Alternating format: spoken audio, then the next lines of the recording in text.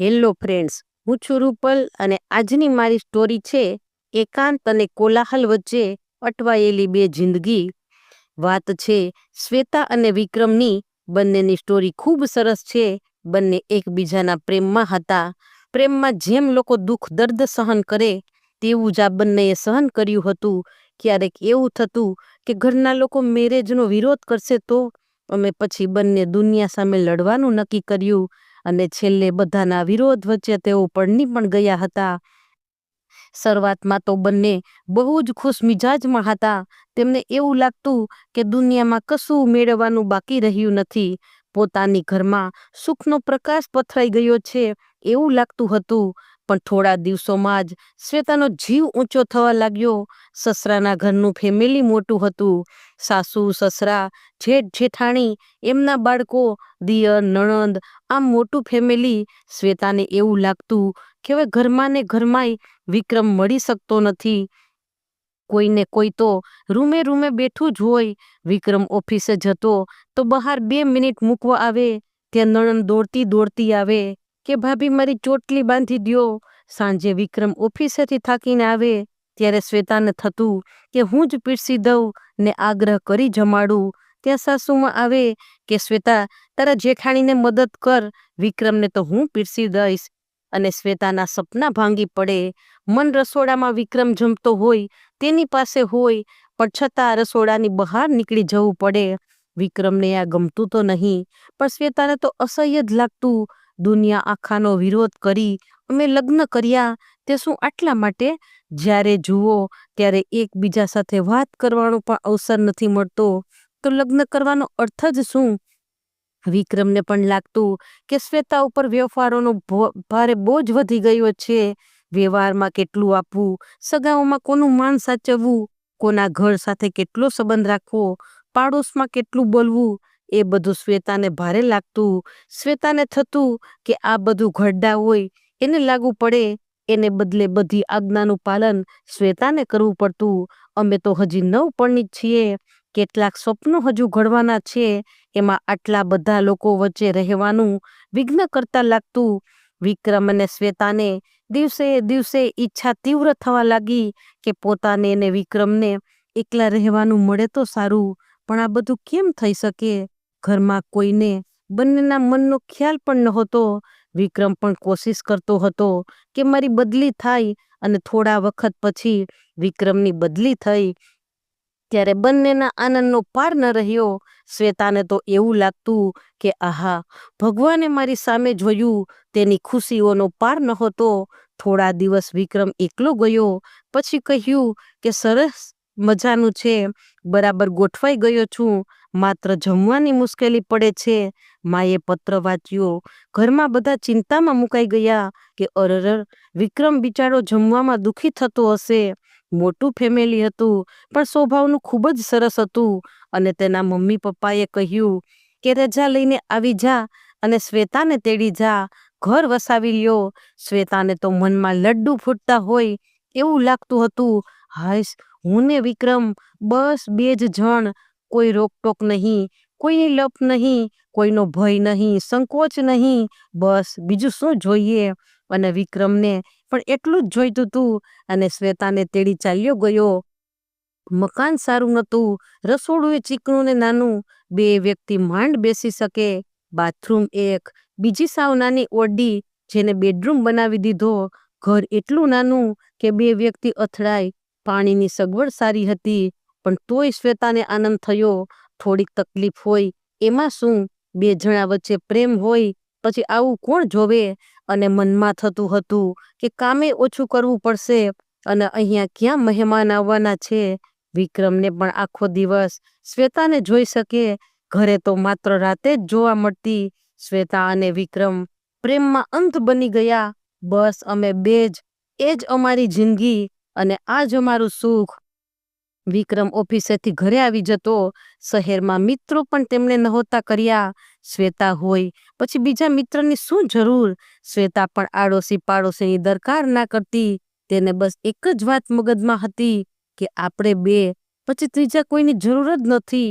વિક્રમ નવા નવા ફ્રેન્ડ્સ બનાવે, તે પણ શ્વેતાને મંજૂર નહોતું. બંને એકબીજામાં લીન થઈ ગયા હતા. એક દિવસ એવું બન્યું કે વિક્રમના ઉપરી બોસે મજાક કરી કે રોજ ઓફિસેથી સીધા ઘરે જ ભાગો છો. અમારે ભાઈ પત્ની છે ઘરે હો, અને ઘરમાં કેમ પડ્યું રહેવું ગમે. ચાલો આજે તો આપણે ફરવા જઈએ, બેય નાસ્તો કરીએ બહાર, પછી ઘરે જશું. વિક્રમ ગભરાઈ ઉઠ્યો. ના, મારાથી નહીં અવાય, મારે જવું છે. પણ બોસ છોડે તેમ નહોતા. વિક્રમને મનમાં બેચેની થઈ. મિત્રની વાતમાં રસ પડ્યો નહીં. અરર, શ્વેતા રાહ જોતી હશે, શ્વેતા નારાજ થશે, એ ખ્યાલ જ તેના મનમાં ઘૂમી રહ્યો હતો. અને અચાનક જ મગજમાં વિચાર આવ્યો કે એમાં શું, અડધો કલાક મોડું થાય, એમાં આટલા વ્યગ્ર થવાની શું જરૂર છે. પછી વાતોમાં રસ લેવા માંડ્યો. કેટલી બધી વાતો મિત્રો સાથે થઈ. 3 કલાક ક્યાં ચાલ્યા ગયા એની ખબરેય ના પડી. આજે ઘરે જતા જરાક ચિંતા એ હતી કે શ્વેતા નારાજ થશે તો. પણ મિત્રો સાથે વાતો કરવામાં ખૂબ મજા આવી. આજે વિક્રમને થયું કે ઘરમાં પડ્યો રહું તો કોઈ દિવસ આવી વાતો શ્વેતા સાથે થોડી થાય છે. ઘણું બધું જાણવા મળ્યું. ઘરે પહોંચ્યો તો શ્વેતાનું મોઢું ચડેલું હતું. શ્વેતાનું મન મનાવા મસ્ત બંગડી લઈ આવ્યો, પણ ચડાવેલા મોંએ થાળી પીરસી. વિક્રમને આજે ખૂબ ખરાબ લાગ્યું. એકાદ દિવસ મોડો આવ્યો તો કોઈ અપરાધ થોડો કર્યો છે. 3-4 દિવસમાં તો સમાધાન થઈ ગયું, પણ ઘા ઊંડો લાગી ગયો. બંનેને એકબીજાના વાંક દેખાવા લાગ્યા. મનમાં અજંપો જાગવા લાગ્યો. હવે બંને વચ્ચે ગુસ્સો થઈ જતો. ફરી એકવાર વિક્રમ મોડો આવ્યો. શ્વેતાના ગુસ્સાનો પાર ન રહ્યો અને બોલી કે આટલા મોડા આવો છો, ઘરમાં મને એકલા ગમતું નથી. આટલું બોલતા બોલતા તો રડાઈ જવાયું. હવે વિક્રમને શ્વેતાનો સ્વભાવ અભિમાની લાગતો હતો અને ઊંચા અવાજે બોલ્યો કે ઘરમાં આટલા પુસ્તકો છે, છાપા છે, ટીવી છે, વાંચતી હોતો કંઈક. શ્વેતાને યાદ આવ્યું કે પહેલા પુસ્તક વાંચતી તો વિક્રમ હાથમાંથી ખેંચી લઈને કહેતો, અરે હું છું, પછી પુસ્તક વાંચવાની શી જરૂર. આ વાતે તેના મનમાં દુઃખ ફેલાઈ ગયું. એક દિવસ એવું બન્યું કે વિક્રમ ઘરે આવ્યો. શ્વેતા ઘરમાં નહોતી.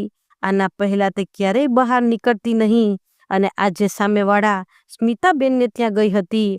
એની ઘરે મહેમાન આવ્યા. વાતો કરવાની ખૂબ મજા પડી.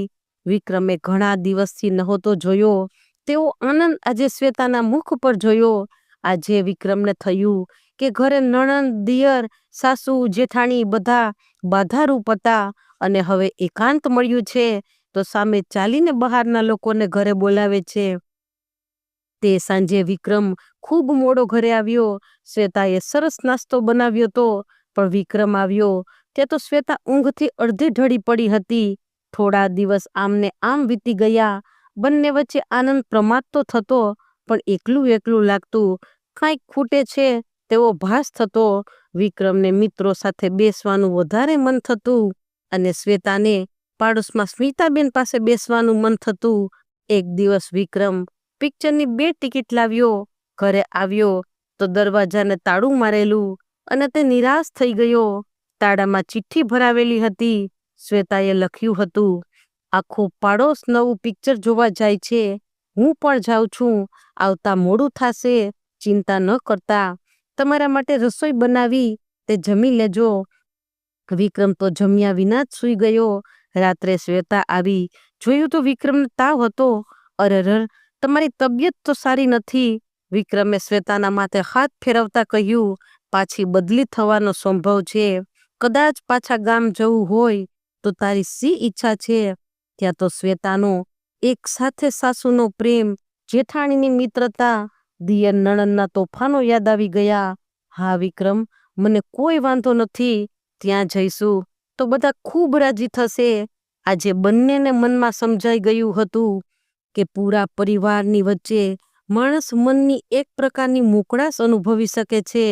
તે 2 માણસ રહેતા હોય તેમાં રહેતી નથી. અને શ્વેતા બોલી કે સાચું કહું વિક્રમ, મને અહીંયા એકલું જરાય ગમતું નથી. થોડા દિવસ સારું લાગ્યું, પણ હવે મને કંટાળો આવે છે. ત્યાં ઘરમાં ઘોંઘાટ ને મસ્તી હતા, પણ મજા આવતી. ઘરમાં અવાજ ન હોય તો સૃષ્ટિ શૂન્ય બની જાય છે. ઘર સાવ વૃદ્ધિ વગરનું લાગે છે અને ફરી બદલી થઈ. 2 મહિના પછી ફરી પાછા તેના વતનમાં ચાલ્યા ગયા. શ્વેતા જઈને સાસુને પગે લાગી. જેઠાણી તો એક ફ્રેન્ડની જેમ ગળે વળગી ગઈ. નાનો દિયર ને નણંદ શ્વેતાને જોઈ નાચવા માંડ્યા અને હાથ પકડી ગોળ ગોળ ફેર ફુદેડી કરવા માંડ્યા. જ્યારે અહીંથી ગઈ ને જે આનંદ હતો તેના કરતાં ડબલ આનંદ આજે હતો. એકલા જીવેલું જીવન શૂન્ય જેવું લાગ્યું અને અહીંયા તો ઘરના સભ્યોનો અવાજ એના જીવનને ફરીથી સંગીતથી ભરી દીધું હતું. હવે કોઈ અણગમો નહોતો. શ્વેતા અને વિક્રમને પાછા હંમેશા માટે આવેલા જોઈ ઘરના બધાને ખુશીના આંસુ હતા. તો ફ્રેન્ડ્સ, કેવી લાગી સ્ટોરી? હવે તમે જ કોમેન્ટ કરીને કહો, એકલા રહેવું સારું કે ફેમિલીમાં? તો ફ્રેન્ડ્સ, જો સ્ટોરી ગમી હોય તો like, share and subscribe. Thanks for watching.